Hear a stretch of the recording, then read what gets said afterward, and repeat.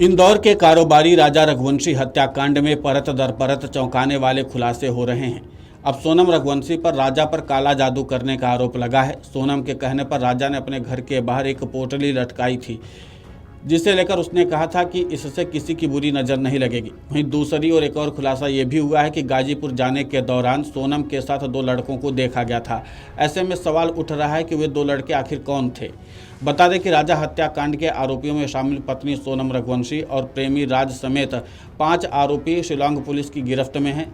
Police की टीमें उनसे पूछताछ कर रही हैं। आज मंगलवार को पुलिस ने सोहरा में आरोपियों के साथ राजा हत्याकांड का सीन रिक्रिएट किया, जिसमें आरोपियों ने राजा की हत्या की पूरी कहानी बताई। सभी आरोपी बुधवार तक पुलिस की रिमांड पर हैं। दरअसल राजा का शव मिलने के बाद से लापता सोनम रघुवंशी ने 9 जून को गाजीपुर के एक ढाबे से भाई को फोन किया था और तभी उसने पुलिस को सरेंडर किया था।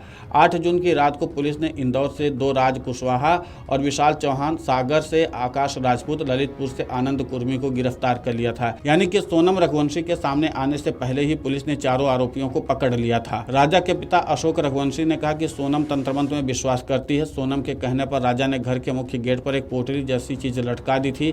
इसे लेकर सोनम ने राजा से कहा था कि इसे लटकाने से घर पर किसी की बुरी नजर नहीं लगेगी। मुझे लगता है कि सोनम ने मेरे बेटे पर काले जादू का प्रयोग किया था। राजा की हत्या के बाद हमने उस पोटली को हटा दिया है। दुखी पिता ने कहा कि मेरे बेटे की हत्या के दोषियों को फांसी की सजा ही मिलनी चाहिए। बताया जा रहा है कि जब सोनम बस से गाजीपुर पहुंच रही थी तब उसकी बगल वाली सीट पर उजाला यादव नाम की युवती बैठी थी। तब वो मोबाइल पर राजा हत्याकांड संबंधी रील देख रही थी तो सोनम उस पर भड़क गई थी और उसे यह सब बंद करने के लिए कहा था। हालांकि तब तक सोनम को उजाला पहचान नहीं पाई थी। अगले दिन जब मीडिया में सोनम की तस्वीरें सामने तो उजाला यादव ने पहचान लिया और राजा के भाई सचिन का नंबर तलाश कर उसे फोन कर ये सारी बातें बताई थी। उजाला यादव ने बताया कि मेघालय पुलिस उससे जानकारी ले रही। उसने बताया कि वो 8 जून को वाराणसी रोडवेज प्लेटफॉर्म नंबर 7 से गाजीपुर के सैदपुर तक यात्रा कर रही थी। उसी दौरान सोनम भी उसी के साथ सफर कर रही थी। वो उससे गोरखपुर जाने के बारे में पूछ रही थी। सोनम ने बताया कि 8 जून की रात्रि 10 बजे से 11 बजे सोनम रोडवेज बस से उसके साथ गाजीपुर के सैदपुर के थोड़ा आगे तक साथ आई। फिर उजाला अपने गांव से पहले मेन रोड पर उतर गई थी। उजाला ने सोनम को टीवी पर देखकर पहचाना। उजाला यादव ने नंदगंज थाने के पुलिस को फोन कर जानकारी दी कि उसने सोनम रघुवंशी को 2 लड़कों के साथ देखा है। सचिन रघुवंशी को 2 लड़कों के बारे में जानकारी दी थी।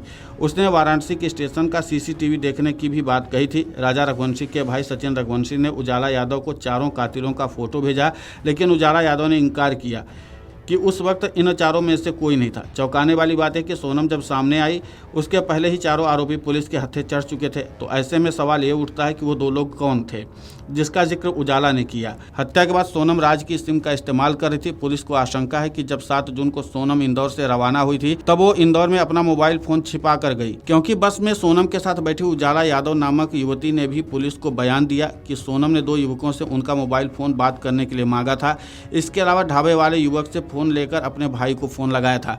इसका मतलब यह था कि सोनम के पास फोन नहीं है और इसका मतलब ये भी है कि सोनम ने फोन को इंदौर में ही छुपा रखा है। तो जाहिर सी बात है कि अब शिलांग पुलिस एक बार फिर से इंदौर आएगी और जाहिर सी बात है एसआईटी की टीम आएगी और इसके बाद सोनम से उन तमाम जगह के बारे में पूछेगी जहां पर सोनम ने ये सारे सबूत छुपा रखे हैं, यानी कि मोबाइल छुपा रखे हैं, और ताकि इस मामले में कुछ और खुलासा हो सके। Video desk अमरउजाला.com।